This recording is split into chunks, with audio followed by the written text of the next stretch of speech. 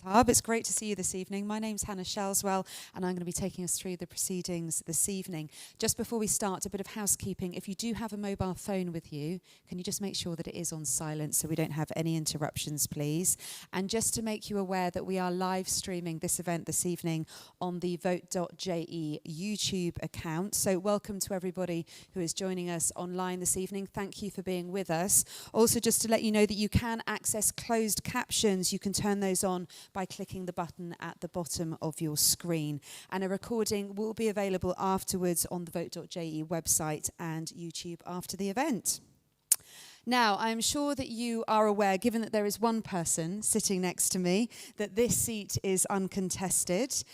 You can either vote, though, for Mark Labby for Constable of Grouville, or you can choose to vote for none of the candidates.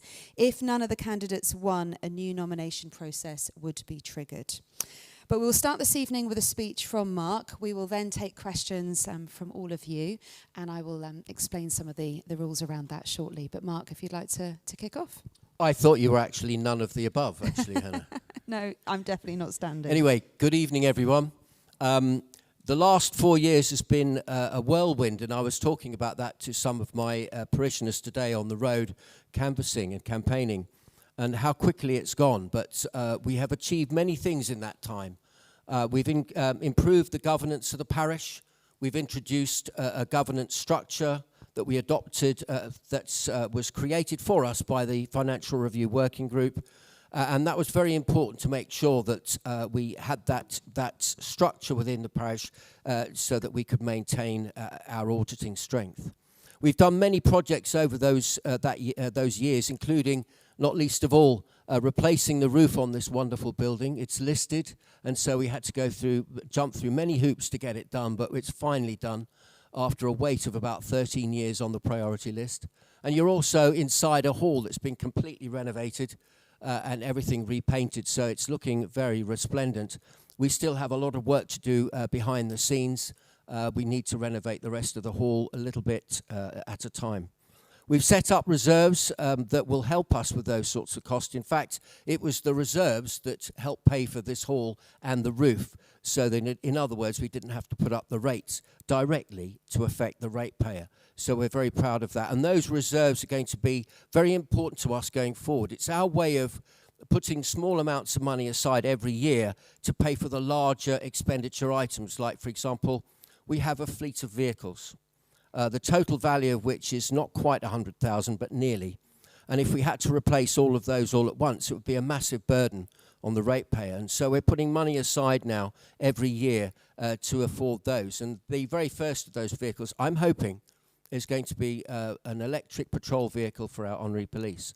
We haven't, unfortunately, been able to do a lot of the environmental topics that I was hoping to have some impact on in the first 4 years, but I have every intention of getting some of those environmental issues sorted. One of those is going to be part of the next very large project that's going to happen in the parish, and that's going to be the rebuilding of the southern wall. The wall that borders Rue des Alleurs has been breaking apart for many years now. In fact, part of it collapsed a couple of years ago, and we need to rebuild that wall. Now, part of that project is going to be the upgrading of the electricity supply that comes into the parish hall. Now, that's the precursor to us introducing electric heating here, coming away from fossil fuels, putting all the office block on electric radiators, and having air conditioning units in here, which, as you might know, do heat as well as cool. And so we're working towards that, and that project's going to be taking place certainly in the next 18 months. And there have been many other massive projects that we've completed. We've certainly completed the drainage and resurfacing of Cache des Prés, which has been on our books for quite a few years now. And there have been other resurfacing projects like Rue de Moulin and many roads maintenance issues that we've had to deal with. We're having to cope with very wet and warm winters in recent years, and they are going to get nothing but worse as global warming takes effect. The winters are going to be wetter and warmer, and that means that the water pressure, the water table underneath our roads is going to increase, and it's going to get higher and higher and start putting a lot of pressure on our roads. And that means that some of them are going to start to pothole and cause issues. And at this time of year, after our long winter, our long wet and warm winters, we're going to have a great deal of issues and problems that we're going to solve. We have a real problem with our budgeting on the roads projects, because normally we get the money for roads projects in the previous summer, but we're not able to do that work until the following summer, where, of course, the roads are in a better condition to do work on. So that's very complicated, but we have, again, a roads reserve to cater for that. But so many other things have gone on in the parish. We've got some wonderful trust funds. Now, for those of you who are not aware, before the Social Security was absorbed into, the funds for Social Security were taken centrally, welfare was dealt with by the parishes. Now, the law changed in 2005, and the actual enactment of that law took another year. So welfare was paid for centrally after 2006. Now, up until that time, the parishes had donations from wealthy donors to help us with our welfare payments. Now, a lot of the parishes have been struggling to enable those funds to come forward, basically because a lot of them were in trusts. And, of course, they have preconditions. But we've sorted all of that out. My wonderful colleague, Procureur Chris Osgood, has sorted all of those out. So when they mature this summer, which they're going to mature this summer, next autumn, we'll have those monies available for welfare projects and for educational projects. So we're looking forward to being able to help out. Because if anybody really is struggling in the parish, and because of the cost of living and the price of housing and rent, etc., we felt that we need to bring those forward as quickly as possible to try and help those parishioners who really do need that help. So we're moving forward in governance of the parish with regards to our reserves and putting money aside and saving for those big expenditures. And we're trying to reduce our cost every day. We have tenders that come in, and every day we try and save the parishioners' money and become more and more frugal. In fact, I only wish that I could take that into the States Chamber and get some of them to be a bit more frugal. Perhaps that might work. You never know. But really, that's where we are right now. So we've got projects coming forward. We're putting money away to help with our future. And we're going through our speed review as well, which has been very, very well supported by parishioners. We had a wonderful assembly in this room here to discuss our speed limits around the parish, because there's been far too many problems. I mean, you may or may not know, Hannah, but the tragedy of having 3 road deaths in the parish of Grouville over the past 3 years, where none have occurred anywhere else in the island, that really does hurt every parishioner, really. And so we're trying to do something about that as well. And we will be taking over, hopefully, with the taking over the Sandy Park play area as well, to keep that as part of the play stock in the island, which is vital. Okay, Mark, thank you very much indeed. Okay, well, let's go for a time of questions. We do ask that questions are brief, and you do ask a question rather than make a statement. That's really important. And if you don't get to the point, then I may ask you to shorten your question. Questions may not be offensive in any way. If they are, then you will be asked to stop talking or potentially asked to leave the room if that happens. And what we're doing tonight is we're taking questions from parishioners as a priority, and maybe you're all parishioners in the room, I'm not sure. We're going to prioritise that though. So if you could let us know your name and where you live, and we're not going to be taking any questions from candidates or elected members. So remember to mention your name and where you live. So if you'd like to ask a question, then please throw up your hand and I will come round with a microphone. Yes, I'll come to you first, sir. Thank you. As a member of the States Assembly, and with the restructuring of voting, where we now have senators up for election, meaning less deputies being represented in the states, what's your view, and I take Grouville and St Martin as an example, where there are now just 2 seats, of actually bringing back a deputy for Grouville and separately a deputy for St Martin? That's a very good question. It's one I've actually asked my colleagues. In fact, my dear colleague Deputy Carolyn Labby, is in the back of the room here. Thank you for coming along tonight. That's been mooted by not only our parishes, but by others as well. Why don't we go back to that system? As you may or may not know, we held a parish assembly here one night about senators and the reintroduction of senators. And I think we had about, I would say, probably about 60 people here that night. And there was only one dissenting voice in the room, mine. because I wasn't in favour of the reintroduction of senators. And one of the reasons was that, let's take our district, our voting district as an example. Between St Martin's and Grouville, we have a total population of about 10,000, give or take.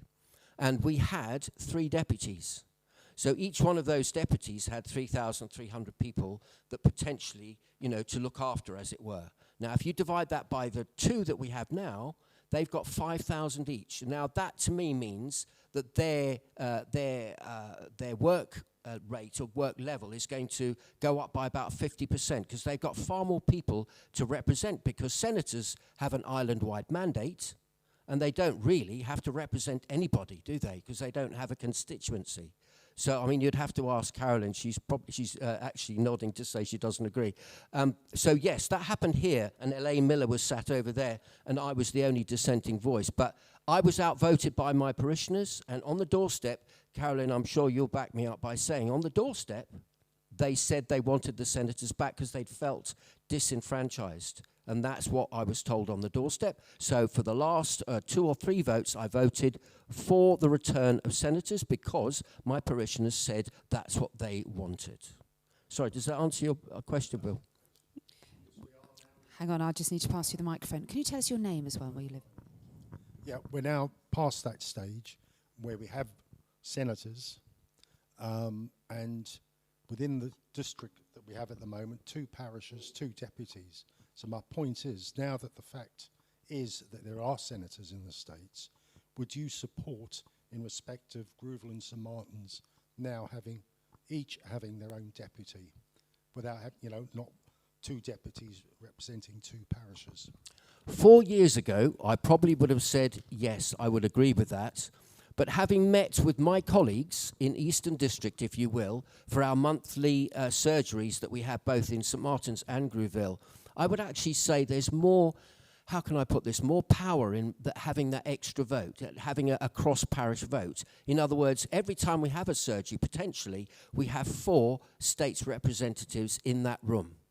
So, yes, as a district, I think we have more say and more clout as 4 people than we would as individuals. So probably if you'd have asked me 4 years ago, I'd have said, I agree that we should have 1 deputy each. But now, I would take convincing, let me put it that way. Does that answer your question? Yeah. Thank you, Bill. Thank you. Next question. Come and bring the mic over there. Thank you. My name is Mary Young, and I live in Grouville. In fact, I live next door to the Sandy Park play area. Mark knows this.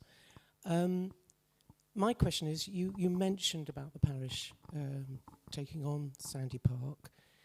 I was at a meeting 2 years ago, 14th of June, in fact, 2024, which Deputy Labby very kindly arranged with the Infrastructure Minister because of the problems that I and other residents were having with Sandy Park, to look at the future of Sandy Park with the Minister. Rose Binet turned up. The constable, the deputy for Grouville turned up, and you'd been invited and accepted the invitation, but you didn't turn up. I'd like to ask why you didn't turn up, because you say that the children and the play park are your highest priority, but you didn't turn up for that meeting. Neither of the deputies knew where you were. You hadn't made any apology for not being there. And to me, that doesn't speak of that park being your early priority. And I'd go further to say that I think that you lost infrastructure carrying on maintaining that park. And you just said it is part of the island-wide play infrastructure. So why, when other play parks, which are, let's face it, used heavily, not just by parishioners of this parish, but children from surrounding parishes, in fact, children from all over the island. Great play was made at the play park, at the meeting about Sandy Park, that it was an island-wide facility, and also because it's next to a beach, by visitors to the island.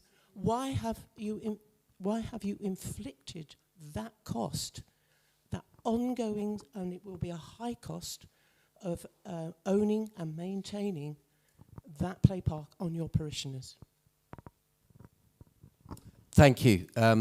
Yes, as a member of the Children Education and Home Affairs Scrutiny Panel, we've overseen the introduction of the new play policy, which sadly doesn't come with a budget.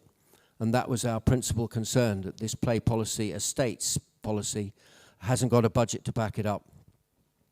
And why did we consider taking on Sandy Park? Well, an assembly was held here in this room, which was absolutely jam-packed with people, young families, there were even some children here, that wanted us as a parish to take on the running of that park.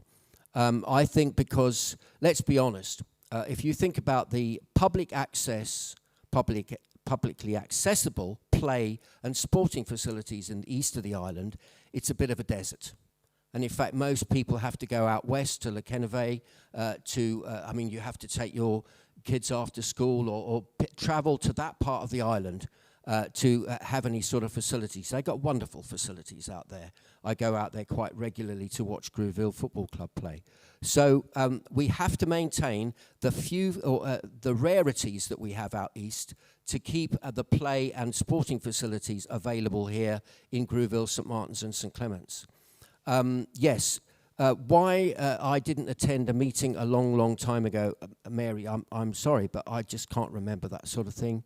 I'm a very busy guy. I'm out most nights of the week at one meeting or another. In fact, I'm supposed to be somewhere else right now, but I'm very glad to be here. Play was very important that night at that assembly, and it was quite clear to us that the 99% of parishioners in that room wanted that play facility to stay open. Why did we take it on from DFI? We didn't take it on from DFI, and we haven't taken it on from DFI because we haven't signed the lease yet. We haven't gone to court. Why did we consider taking it on, if you will? It's because DFI were walking away from it. And that's the basic facts. I'm very fortunate enough to be on the management committee of the Chef Tenor de Fief de Roi de Grouville.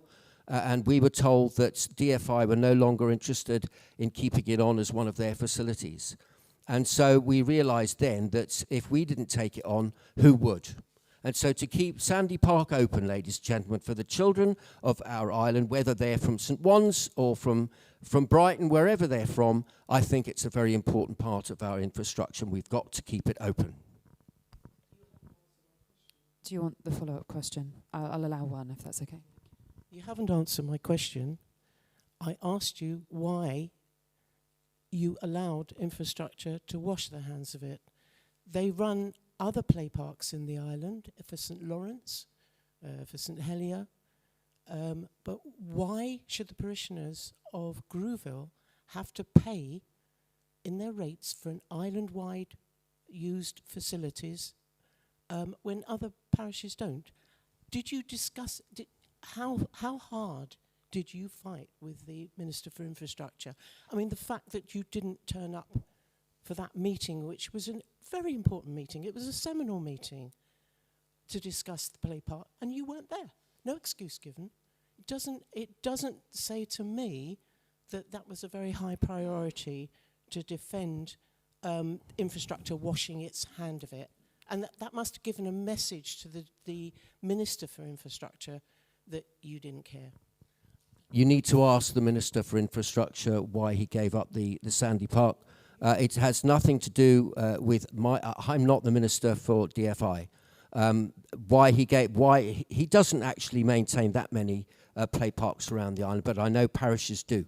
St John's have got one, St Wands have got one, St Peter's have got one, and of course St Bellard's own, administer and run the Elephant Park at Lekeneve. So did I ask Andy? Yes, I did. Did I ask the Minister for DFI? I said, yes, I did. And why was he giving that up? And it was simply basically on cost, because he'd been told that renewing the equipment, preferably in another place, was going to cost far more than he was willing to invest at that time. And so that's why he said he was walking away from it. He was actually going to walk away from the car park as well, and Beach Road car park. But they managed to persuade him to stay on board with that. So no, he doesn't run all the other play parks in the island. He runs very few. I think there's only, the one in town is run by St Helier. It's just been bought and paid for by St Helier. And the one he runs is Coronation Park, I think, in St Lawrence. And there may be one, Millennium Park, I think. All the others are run by the parishes as far as I'm aware. So I think it's just Grouville doing its bit. And as I said, in this room, 99% of the vote was to maintain that park and to take the parish to take it on, which is something we will be doing, hopefully, in a month or so's time. Thank you. Any more questions? Yes. My name is Geraldine Klein, and I've just moved into Grouville from St Clement. We live at Woodlands. I'm aware that there was a lot of mistakes with the rates in Grouville, and I wondered if you'd got to the bottom of the reason for that, and if it's been rectified. I think that Woodlands has been reassessed en bloc now. Not just for Woodlands, for the whole of the parish. Now, right. There's a very basic principle involved here. I actually did want to reassess the parish. But I was told quite categorically by the supervisory committee, which is the committee of the Connétable, who supervise the administration of the rates. I was told by them that I wasn't allowed to do that. Each and every parishioner has got access to an appeal system. It's a three-pronged appeal system. You can either go and talk to your rates assessors straight away if you're unhappy about the quarters that you're allocated. If you're not satisfied with their answer or the way they deal with that, you can go to what we call an R5, a Rates Appeal 5. And then if you're still not happy with that, you can go to an independent body called the Rates Assessment Board, and they will assess your rates independently of any parish or any assessment system. And in fact, we've got a meeting with them in about a month's time. There's one, what is called an R6, there's one appeal. So each and every parishioner has the right to appeal any of their assessments at any time within the process period. The process period is from when your annual return is delivered to you in January, and it finishes at about the end of April. Every time that happens, you can appeal your rates. And we encourage anybody and everybody, and that's everybody out there as well, if you feel that your rates are not correct, go and talk to your rates assessors, and then if you're not happy, there's 2 more layers which you can affect to get your rates appealed and perhaps rejigged, if you will. So that's how the system works, and that is enshrined in law. So there's very little we can do outside of that. Let me give you an example. If we had gone through the process of reassessing the whole parish, we'd have had to have one file with the new assessments and the old file with all the old ones. And we can't access the new ones until the people in the old file tell us they can. And their rates might go up as well as down. We couldn't use the new file because each and every person is in charge of their own rates assessment. It's complicated, I know, and it took me a little while to get my head around it, but I was told quite categorically that I couldn't do that. In fact, one of the parishes admitted in an island-wide rates meeting that we held at St Lawrence Parish Hall that they reassessed 1 van tent at a time. They had 5 van tents in their parish, and they were told to desist immediately because that is not legal. It's not law. So it's a little bit complicated, and I apologize for a long explanation. But if you're not happy with the quarters that your property is allocated, please do come and talk to us. I just wondered how it was made up. If it can go wrong, if obviously someone thought that it was wrong, how was it calculated? I thought you as the constable the rates committee would be accountable to you. They are. However, they're almost like an ALO. They're almost like an arm's length organisation. There's 2 in every parish because I'm a customer of the rates assessors. My property is assessed, because I have to live in the parish, is assessed by the rates assessors. So they have to be, I won't say arm's length because I can give them policy. And I have changed their policy since I became Connétable, and they followed it. They didn't have to, but they have followed it because I asked them to introduce a banding system.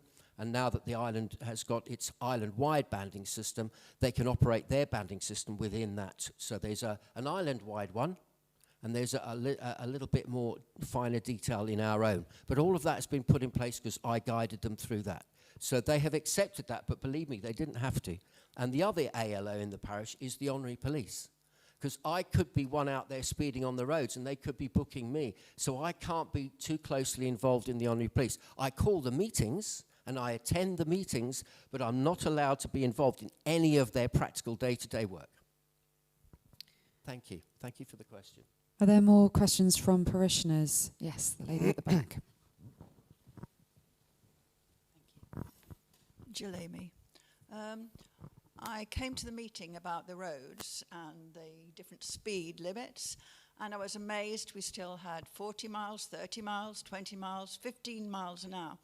And I've been walking around the parish now, Grouville, for 50 years, lived here, and I've never had a problem with the traffic generally, except for on the main roads. And I cannot understand why we still have green lanes, because, I mean, today I walked to Gorey around Chemin de Multière, I've walked here, and I don't feel the need that we need a 15-mile-an-hour speed limit.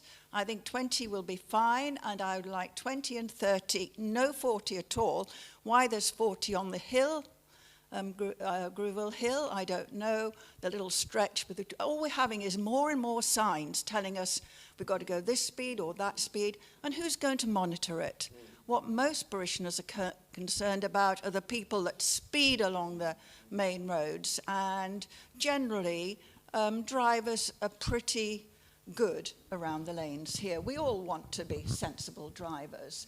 And so I really don't feel that we need any green lanes at all, even though electric bikes now go 20 to 28 miles an hour. I looked it up. So could I ask what your question is to Mark in that? Would Thank you propose changing your idea of having all those green lanes to 20-mile-an-hour lanes and not having any 40-mile-an-hour lanes?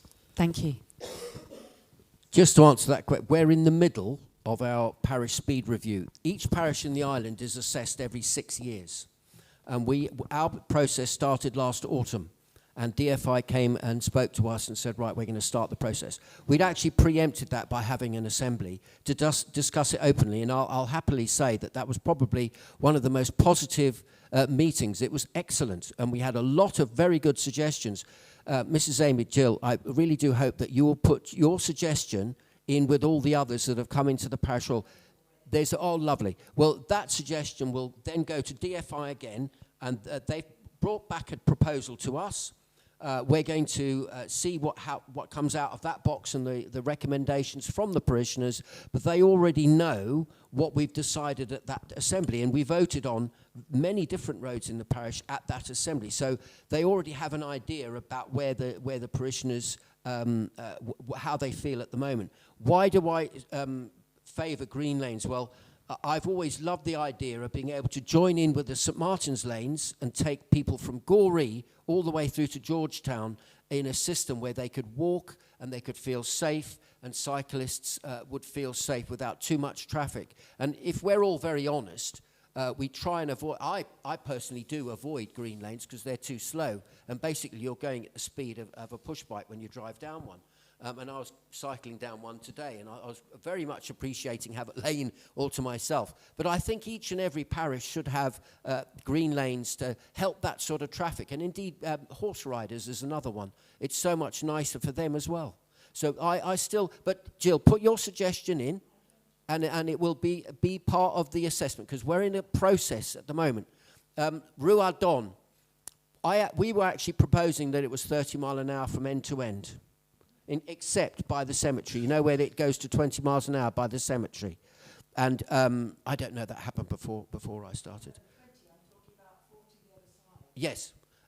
But it was voted on at the assembly that they wanted the arterial road that goes through the middle of the parish to stay 40 miles an hour so people could get through the parish fairly quickly. Now the states have come back and said they want this section of road starting at Valagiv here, down to where it changes to 20 as a 30 mile an hour. So this is an ongoing process, and you must, anybody who wants to think about or change those speeds, please do contribute to it, because it's very important. I do find Rue Ardon a little bit confusing. You're coming off the coast road from a 30, you go into a 20, then back to 40, then back to 30. It's a little bit to be honest, a little bit daft. But that's what they've suggested. So, and they're the ones in the driving seat at this time. Because they put the law forward for change, you see. Okay, so please do contribute. I'm glad. Thank you very much for doing so. Yeah. Yes, Bill. Hang on, we need the microphone. Just on that, am I right in thinking that the major roads are administered by infrastructure and the lanes by the parish? And if I'm right in that assumption, who has most influence on the roads? Do you have more influence in regard to the lanes over infrastructure and vice versa for the major roads? So you, perhaps whatever you recommend as a representative of the parish, they don't necessarily have to listen to you. The parish have 64 roads in the parish of Grouville, and I believe that DFI have 24. They're the ones that tend to be the ones with white lines down the middle of them, or white lines in various sections of them. Like Rue de Bouleveau has white lines in various sections of it, Rue de Francheville, but they're all states roads. And I'm going to be quite honest and thank the Minister for DFI, because he's resurfacing our coast road right now. And believe me, sections of that desperately needed it. The bit before Seymour, for example, Seymour Slip, that was an awful section of road. And they're spending an absolute fortune on resurfacing that for us. So I'm very grateful for that. And they do maintain our roads, but they do own I would say about a quarter of them. So yes, there is a list if you wanted to find out. I mean, Ruadon is theirs. Route de Coty, which is quite a contentious one. That's a state's road. Do they listen to us? Yes, they do. But they're the ones that change the law. And they've got to look at the whole island and how their roads are structured so they can maintain some sort of consistency with one area to another. And I think that's fair. But they do, believe me, they do listen to us. The Roads Committee have a great deal of power when it comes to the roads and our road speeds. And on our lanes, definitely. Definitely. Thank you, Bill. Thank you. Are there any more questions from parishioners? Yes. Good evening. Mark Dawson, resident of Grouville. Earlier this year, there was sorry, for your preamble, I'm going to make a statement and then I'll ask the question. But the statement might take a little longer than you want. Please don't interrupt me. The parishes and the government put together a review panel of 4 people, consisting of 3 deputies and 1 constable. They reported in February 2026, 148 pages. I don't know what anyone has read it, but it was very interesting. If you do read it, particularly the executive summary, which is only a couple of pages, and the key points that they picked up. There are 53 key points that they have raised. Now, this morning I was lucky enough to get a massive input through my letterbox of everyone's manifesto. So I read Mark's manifesto today, and very interesting, and you've repeated quite a lot of the points. However, you make no reference in that to the findings of this panel that came in, which was not entirely complimentary of the parish systems. I'm going to quote a couple of points, and sorry for this. Whilst the foundations of the parish system are historic, many of the processes, governance, arrangements, and legislative frameworks within which they operate have not kept pace with modern expectations of transparency, accessibility, consistency, and accountability. That's quite an interesting statement. Next one, legislative framework of governance of parish assemblies are fragmented and outdated. That's what they said. The panel noted the long-established structures and practices established structures and practices react defensively to scrutiny. I know that. And there were 53 other comments as well. So I wonder if I could ask the question is, what are you intending as the Connétable of the parish to lead their recommendations in the next 4 years and implement their changes? Just so as everybody's aware, this was the, I think you're, correct me if I'm wrong, Mark, but you're talking about Deputy Miles's review of the parish system. which was a political review, and it was commented on extensively by the committee at Connétable that actually gave a great deal of input. We were requested to make comments individually as parishes, but we decided that that was quite divisive, and that we felt that we should contribute as a whole. The governance in this parish has been tightened up considerably by the new financial review working group's recommendations, which have been completely adopted in this parish by myself. And while I'm Connétable, that will be the guidelines that we will stay within. The other things that you refer to, most of them are enshrined in law. The rates law, for example, will actually go into the structure of rates assemblies and parish assemblies indeed. But as we've often said, we'd love more people to attend parish assemblies. We really would. But we can't make people. We can't force them. It's like forcing somebody to vote. You can't do that. This isn't a totalitarian state. We rely on people, and many people come along to assemblies because they're interested in the subject. I mentioned already the one we had in here about the Sandy Park play area. We had people queuing outside to come in and vote. We can't let more than 200 people into the hall because that's what we're insured for. So parish assemblies are vital as part of our future. We've got all our reserve policies, for example, that aren't mentioned in that review, which are much tighter than most other parishes. But those reserve policies can't be altered. If you want to spend more than money that's in those reserves, you have to come back to an assembly. So we're trying to tighten up all of those processes throughout the parish, and our road systems, our policing systems. All of these systems are now much tighter than they once were, which pleases me greatly. I've also managed to reduce the risk register, which I mentioned in my manifesto, which basically meant a risk register was where we had agreements with people and parishioners and individuals that may have been never written down. And there were far too many gentlemen's agreements. I'm afraid my father's generation, wonderful as they were, had a lot of gentlemen's agreements that perhaps never made it to an assembly, perhaps never made it to paper. And now we're having to go through those to try and sort all of them out and put them on paper, come to an assembly, ask for the assembly's permission, again tightening up our procedures and our governance to get their permission to go forward and keep those agreements, because yes, gentlemen's agreements are fine, but when one of the committee says, I'm sorry, but you're going to have to take this back to an assembly, and it never happened, that's another story. We have our power from the assembly, and that's where it belongs and where it should stay. Thank you. Are you standing for election? I'm sorry, I'm not allowed to take questions from candidates. Apologies. Yes, you may. Jalami again. Are we allowed to ask you a question relating to your work in the States, not as a constable? How are you going to save money? Because we are just spending so much money, and I want your ideas. Yeah. I've got my own as to how you can possibly save some money in the States, in the budget.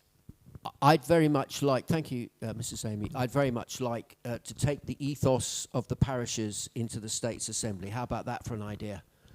Because literally we spend most days trying to save money. Now, I wish they would. We also have very tight limits, well, not limits, no, that's not true, but we don't employ masses of staff and masses of managers. We have just the staff we just about need. And we have a little bit extra for sickness and holidays like they do. Unfortunately, there are some states apartments, in my opinion, that are top-heavy. And that's as a result of many things, and they're going back decades. But they are top-heavy.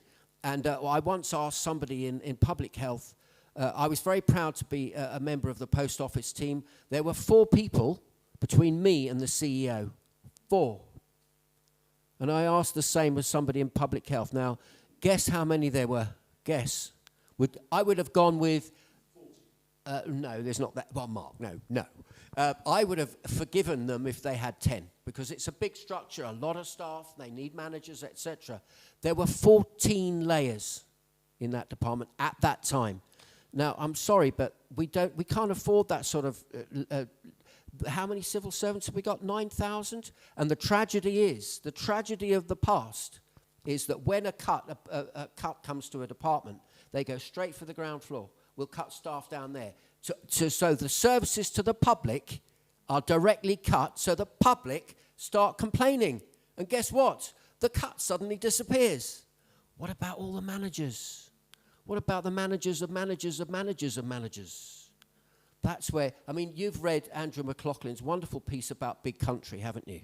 About the fact that Jersey thinks itself to be a big country. Well, we're going to have to start thinking ourselves a small country. We're the same size, ladies and gentlemen, as the town of Woking.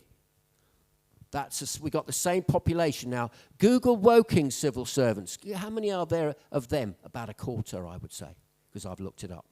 Woking. That's a small town, a very small town, just near Guildford.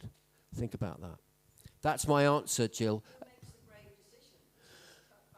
Well, I don't think, actually, I think they've made a start, because as you probably know, the last Chief Minister had a moratorium on employing anybody in the civil service grade of CS11+. Okay, anybody higher than that, there was a moratorium on all of those.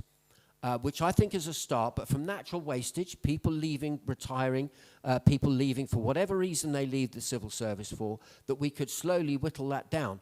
But we're going to have to do something drastic if that doesn't start to come down quickly, because let's be honest, ladies and gentlemen, we simply can't afford them. We simply can't afford them. We've got a hospital that's going to cost, what, $1 billion plus at the top of Westmount? We're talking about... we need that hospital, believe me. We're talking about borrowing money to do a wonderful project at Fort Regent. You know, should we be doing that? Not until we've sorted out our basic expenditure. And Andrew McLaughlin's absolutely right. We are reacting to everything that we do as a big country. Listen, we have to in certain ways. Like, for example, I'll give you one example. Our fire service. We can't call upon Guernsey's fire engines if we've got a big fire on, can we? We can't call upon anybody else. So we are isolated in various formats and the way we work. Yes, we are. But I'm sorry, we just cannot afford what we've got right now. It's as simple as that. Thank you, Jill. Just before I come to you, can I just check if anyone else has a question who hasn't asked a question yet? Anyone from the parish? Okay, if that's the case, I'll come back to you, Bill, first of all, and I'll come over to you. Thank you. Just going on from the last question, what's your view, Mark, on using money from the health insurance fund to fund other projects? I was led to believe, and I go back to the times that he was the Attorney General and the bailiff, Sir Philip Bullosh, saying that the funds in the HIF were sacrosanct, and with the public's money, he fought that battle more or less alone in the current assembly, and I happen to share his view. I'm just wondering what yours is. I agree with you, and I agree with Sir Philip, because I voted every time we call it a HIF raid. If you've got a deposit account that's got a lot of money in it, you think, oh, I might have some of that for one of these projects or that projects. No, no, no. That money belongs to the public and should stay where the public... we've seen projections going forward. Now, Carolyn, you correct me if I'm wrong. Was it 2030 or 2040, wasn't it? Projections of how the Social Security Fund will look, how the HIF will look, how our pension funds will look in 2040. And it's all dependent on the amount, the number of people in our population, how it develops, how many people retire, etc., etc. And so some of those, ladies and gentlemen, are grounded to zero. Now, that's very worrying. So they've got to stop raiding this fund. It's got to stop. And I voted against it every time. So he's not the only voice in the States. Thank you. Just bring the mic back. If you could just remind us of your name, and that would be great. Thank you. My name's Mary Young. Quick song, Mary. We used to sing together in the big band. Quick duet? Yes. Yeah. Baby, it's cold outside. In our wicked pasts. I'm going to be asking this question at every hustings I attend, to every person standing for election, so I'm not singling you out, Mark.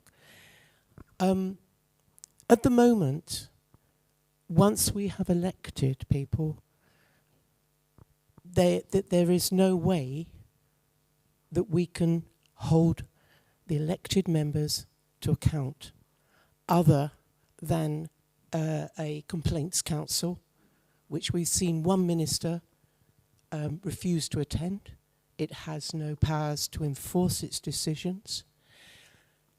It's been on the books for 8 years that we should have an independent ombudsman service, independent of government, to which electors can take complaints against elected members, the administration, and get a ruling which is enforceable. And I've heard a lot on the media in the run-up to these elections about the poor turnout on elections in Jersey because the people do not trust the government, and that is being given.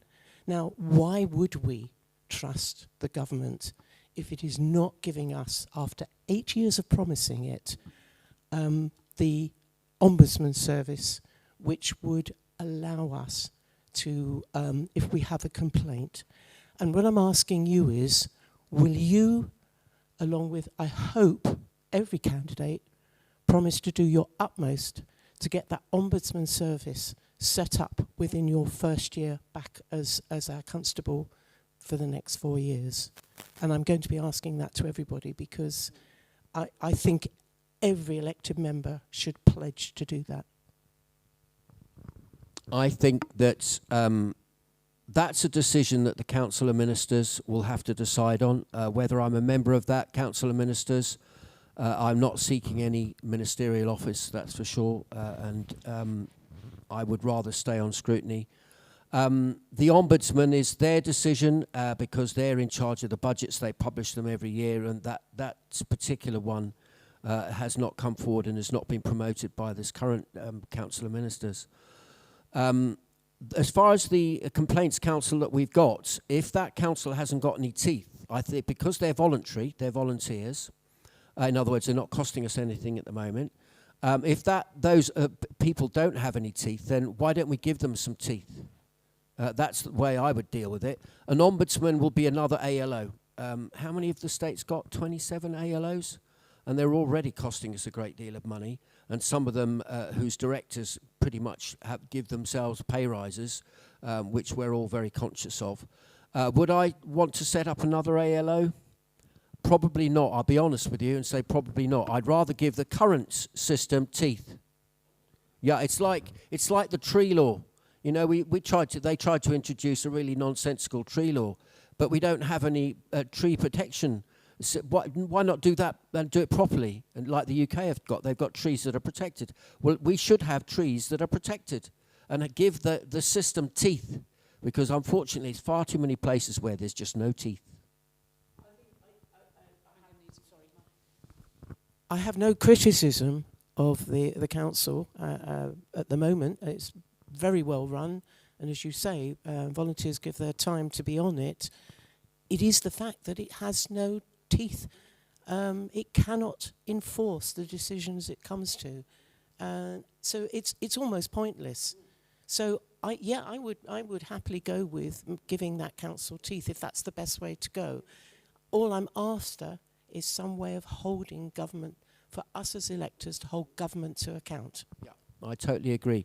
I've got to say though, we have to compare ourselves, don't we?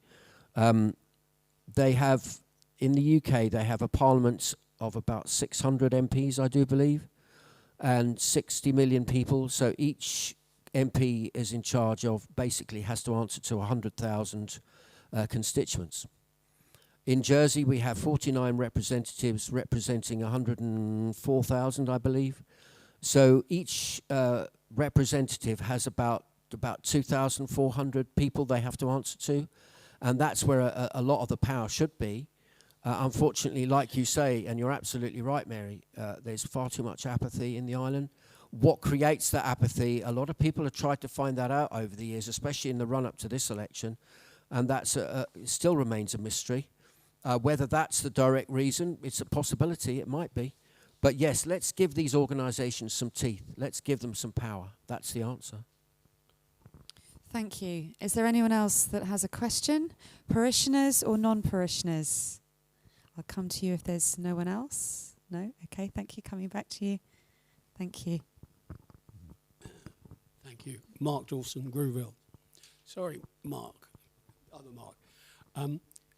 You didn't get I didn't get a chance to say you didn't answer my point because there was another question. So don't worry about it.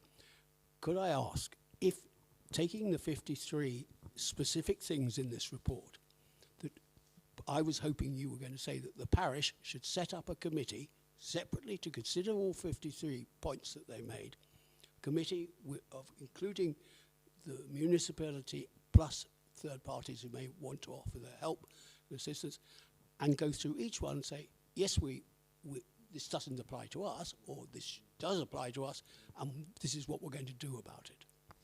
Yes, again, because we replied as a unit, I think the cudgel should be taken up by the committee, the Connétable, because yes, if they think that these points, I've got to re-emphasise that report wasn't a government report, it wasn't a scrutiny report.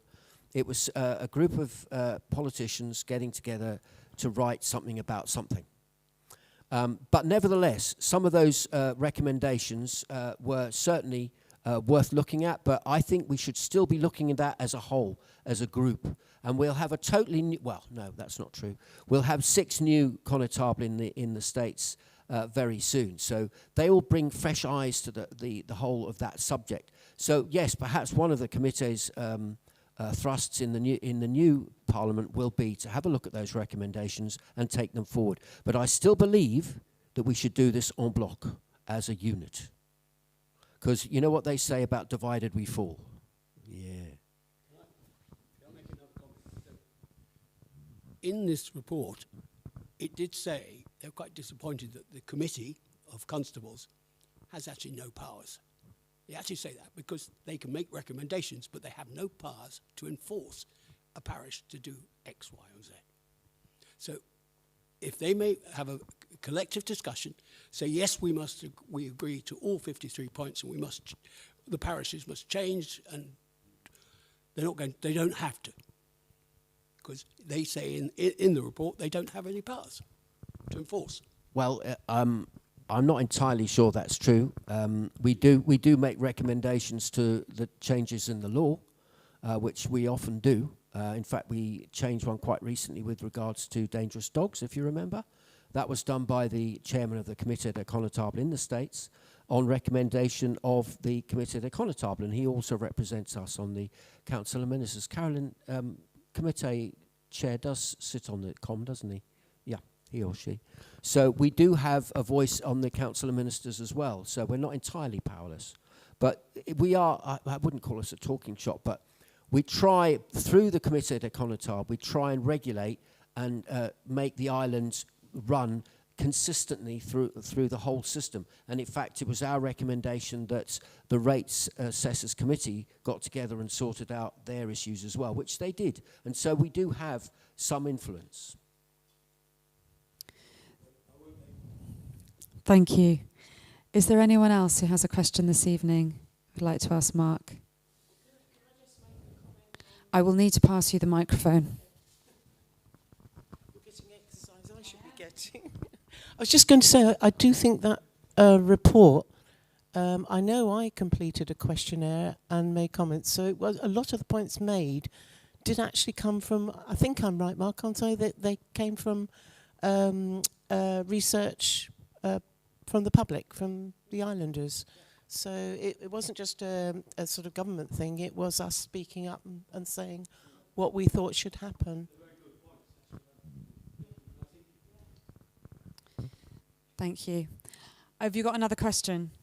No, okay. I will leave that there then, if that's okay. Thank you very much. Has anyone else got a question this evening? Sure? Okay, wonderful. All right, well, thank you very much. Thank you for all of the questions. Thank you for asking those. And thank you, Mark, for all of your answers. If you would like to get in touch with Mark or any of the candidates, you can do so, of course. You can find their details on the vote.je website. Just to mention about the election itself that I've been asked to mention this evening, postal votes need to be received by the Judicial Greffe by 12 noon on Sunday, the 7th of June. Don't forget that you can vote early. So if you're going going on holiday, then please don't think that you can't vote, because you can. You need to get to St Paul's Centre in St Helier between the 26th of May and June the 1st. And election day, of course, is the 7th of June. So polling stations are open from 8 a.m. in the morning until 8 p.m. in the evening. And please take your photo ID with you. That's it. So everything else you need to know, if you've got any questions on the vote.je website, we really appreciate you taking the time to come out and give up your evening this evening. So thank you, and thank you to all of you who joined us online. For now, from all of us here in Grouville, good evening. It's good night from me. And me. Good night.